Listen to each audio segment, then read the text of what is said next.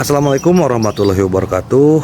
Mimin lanjutkan lagi cerita Raja Kegelapan Cipei-nya. Tapi seperti biasa, sebelum dilanjut, bantu tekan tombol like dan berkomentar juga. Tuan Rena, gas. Bab 1173. Terkejut tak seorang pun menyangka bahwa Ji Fei berdiri diam seolah tidak terjadi apa-apa, menyaksikan Si Bin ditangkap oleh He Sun Feng dan lehernya dicekik. Pada saat ini, dengan sedikit kekuatan saja, lehernya bisa patah. Han Lu awalnya mengira Ji Fei akan mengambil tindakan, dan khawatir He Sun Feng bukan tandingan Ji Fei. Sekarang dia melihat Ji Fei bahkan tidak berani mengambil tindakan. Dia langsung mengejek dan memandang rendah dia. Ada senyum menghina di bibirnya, dan bahkan nafsu di matanya. Kalau saja Ji Fei tertangkap hidup-hidup, dia pasti akan mencari cara untuk menjatuhkan Ji Fei. Pria ini jarang digunakan di dunia. Jika Anda melihat Si Bin, reaksi Anda adalah bahwa ia adalah pria yang tampan. Lalu ketika Anda melihat Ji Fei, dia adalah seekor naga. Bagaimana seekor naga bisa dibandingkan dengan manusia? Han Lu merasa seperti ada banyak kelinci putih kecil di dalam hatinya, siap untuk bergerak. Si Dongpeng sangat cemas. Tuan Ji, tolong selamatkan keponakanku. Si Bin juga menatap Ji Fei dengan iba. Namun dia tidak bisa berkata apa-apa. Dia hanya bisa menatap Ji Fei dengan tatapan memohon. Ji Fei masih tetap sangat tenang. Keterampilan seni bela diri He Sun Feng lebih baik dari Han Lehui. Sebagai pemimpin sekte King Feng, Han Lehui harus memiliki keterampilan seni bela diri tertinggi. Sekarang ahli seni bela diri bernama He Sun Feng telah muncul. Hanya ada satu kemungkinan. Orang yang terbang di udara. Meskipun dia tidak tahu siapa Ling Kongsu, Ji Fei tidak ingin menyakitinya secara langsung. Dia ingin melihat orang seperti apa He Sun Feng itu. Saat ini, penilaian awalnya adalah dia adalah pria yang penuh nafsu. Kalau tidak, dia tidak akan begitu dekat dengan Han Lu. Dia menatap He Sun Feng dengan tenang. Sebagai seorang guru besar, tidakkah kamu merasa malu membunuh orang yang tidak memiliki keterampilan bela diri dan tidak berdaya?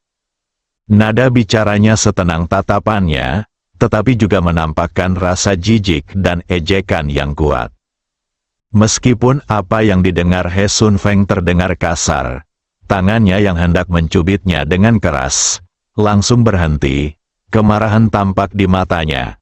Akhirnya, dia mengendurkan tangannya dan langsung melepaskan Si Bin, mendorongnya ke tanah. Menatap Ji Fei. Apakah kamu Ji Fei? Ji Fei mengangguk. Saya Ji Fei yang membunuh Han Yi dan Han Cheng. Mendengus, karena kamu Ji Fei, itu akan menyelamatkanku dari kesulitan. Aku tidak perlu mencarimu dan membunuhmu. He Sun Feng sangat marah pada kesombongan Ji Fei.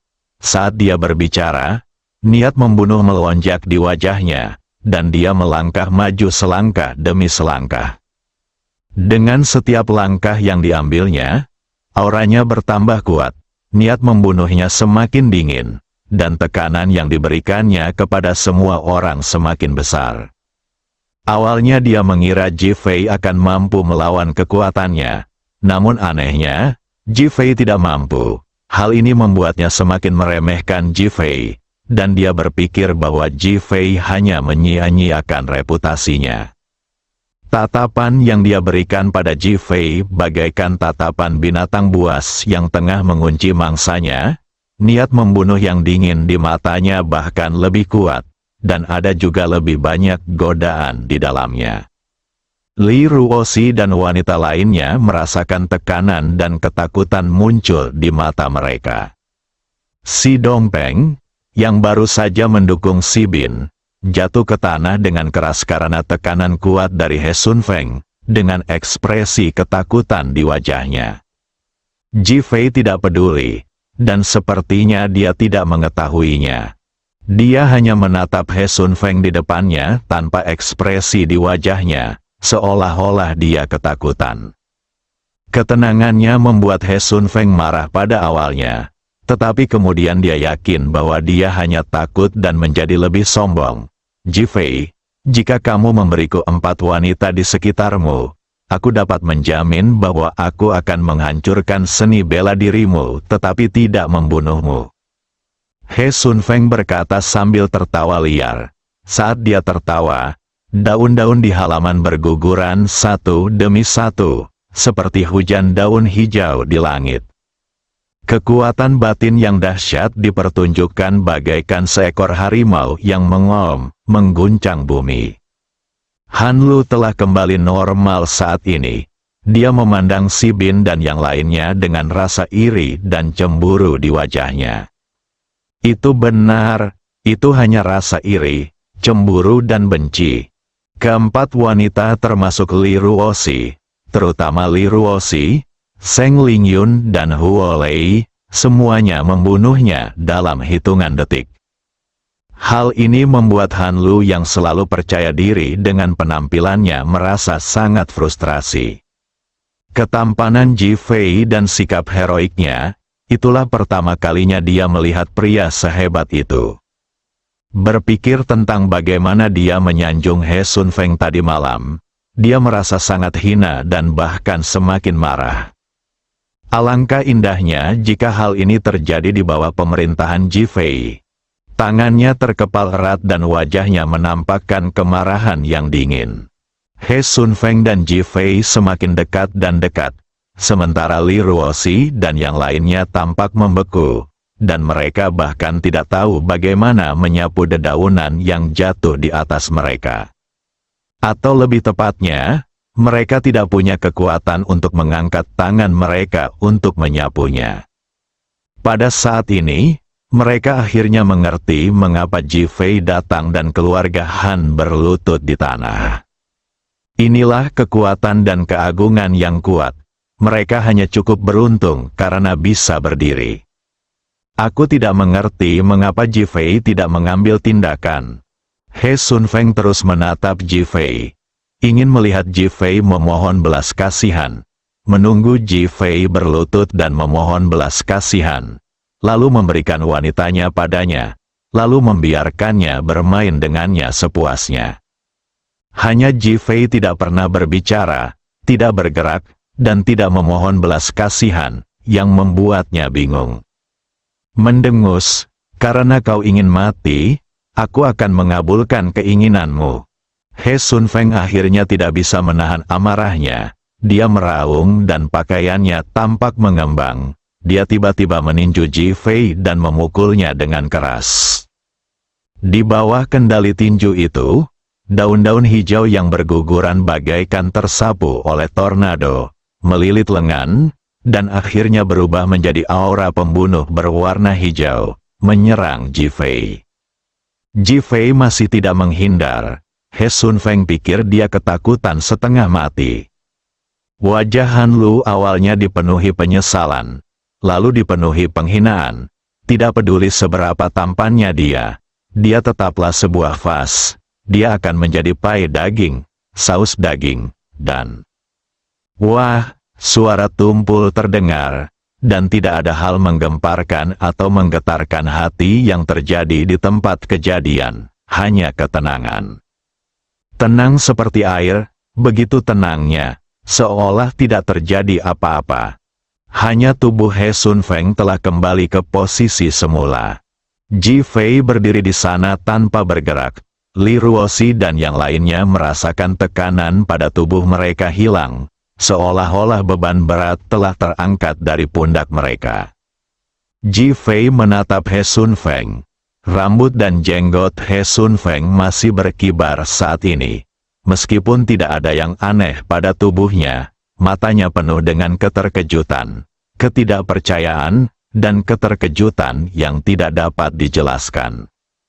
Dia menatap Ji Fei selama beberapa detik, dan akhirnya bertanya dengan bingung, Kamu juga seorang Grandmaster Puncak?" Dia telah mendengar dari Han Lehui bahwa Ji Fei sangat kuat, tetapi dia tidak pernah membayangkan bahwa dia cukup kuat untuk mampu menerima pukulan darinya. Salah satu telapak tangannya dapat merobohkan pohon yang membutuhkan 3 atau 4 orang untuk berpelukan. Dia sangatlah kuat. Namun Ji Fei menanggapinya dengan tenang dan bahkan tidak bergerak. Sebaliknya, dia terpental kembali. Kejutan, tidak mengerti, aku tidak bisa menemukan jawabannya. Tetapi itulah kebenarannya. Kamu tidak perlu khawatir tentang levelku. Ji Fei masih terlihat tenang dan kalem. Ji Fei mengangkat tangannya untuk menghentikannya. Aku akan membunuh keluarga Han hari ini. Kamu dapat memilih untuk melarikan diri sekarang. Ji Fei, kamu terlalu sombong. He Sun Feng tidak pernah menyangka Ji Fei akan mengatakan hal seperti itu dan bahkan memintanya melarikan diri. Bagaimana ini mungkin? Saya adalah Ling Kongsu yang bermartabat. Mereka ada di sini untuk membantu keluarga Han. Kalau aku kabur, bagaimana aku bisa menghadapi orang lain di kemudian hari? Di mana keagungan Ling Kongsu masih, kemarahan itu meledak seperti gunung berapi dalam sekejap. Bab 1174 membuat He Sun Feng takut. Ji Fei, kau sedang mencari kematian. He Sun Feng sangat marah. Dia melompat lagi dan meninju kepala Ji Fei lagi. Tanah yang baru saja tenang itu seperti dihantam badai, dan kekuatan dahsyatnya menyapu seperti gelombang besar. Ji Fei berdiri di sana tanpa bergerak. Li Ruoxi, Si Dongpeng dan orang lain di sekitarnya juga tidak bergerak. Li Ruoxi, Si Dongpeng dan yang lainnya berdiri di sana tanpa bergerak karena mereka sama sekali tidak merasakan bahaya apapun. Mereka juga tidak merasakan napas yang kuat. Sebaliknya, semuanya tampak seperti ketiadaan. Dan He Sun Feng seperti seekor monyet yang melompat di kejauhan, terus-menerus mencoba dan melompat. Tetapi tidak ada bahaya sama sekali. He Sun Feng semakin dekat dan dekat. Tetapi dia juga semakin terkejut. Karena kenapa Ji Fei dan yang lain seolah tak terlibat dalam masalah ini. Ji Fei, kau harus membayar harga atas kesombonganmu. Dia pikir Ji Fei terlalu sombong, jadi makin marah lagi. Panggilan tinju itu semakin dekat ke kepala Ji Fei. Wah, tangan Ji Fei tampak terangkat santai dan memukul pergelangan tangan He Sun Feng. He Sun Feng merasa seperti tersengat listrik. Separuh tubuhnya mati rasa dan dia hampir terjatuh ke tanah. Aku sudah memberimu 2 jurus. Dan aku akan membiarkanmu melakukan jurus ketiga. Jika kau tidak mendengarkan nasihatku setelah 3 jurus, jangan salahkan aku, Ji Fei, karena bersikap kejam. Nada suaranya tenang, penuh kesombongan. Tetapi amat mengejutkan. He Sun Feng berdiri tegak dan menatap Ji Fei dengan tatapan rumit. Kalau sebelumnya Ji Fei pernah mengatakan hal ini, dia akan berpikir perkataannya itu arogan dan sombong. Tapi sekarang, dia tiba-tiba merasa bahwa perkataan Ji Fei itu sangat mengejutkan dan sangat benar. Dia tiba-tiba merasa bahwa keterampilan bela diri Ji Fei tidak terduga. Setelah beberapa saat terkejut, apakah Anda berada di tingkat kesempurnaan Grandmaster? Setelah menanyakan pertanyaan ini, saya merasa sedikit tertekan dan bahkan sedikit terkejut. Karena fakta ini sangat kejam dan juga sangat menarik. Usianya sudah hampir 80 tahun, dan baru berada di tahap akhir Grandmaster, sedangkan Ji Fei baru berusia awal 20-an. Dan telah mencapai tahap Grandmaster sempurna. Ini seperti mimpi, rasanya lebih seperti ditusuk di jantung dengan pisau. Menatap Ji Fei, dia benar-benar tidak ingin menghadapi kenyataan ini, tetapi dia tetap harus menghadapinya. Sekarang kau memilih lari untuk menyelamatkan diri. Ji Fei tidak menjawab, tetapi menatap He Sun Feng dan bertanya. He Sun Feng bergidik, menatap Ji Fei, dan tanpa sadar mundur selangkah. Dia sedikit takut, kalau dulu dia tidak akan peduli, tapi sekarang dia tahu bahwa dia bukanlah tandingan Jifei.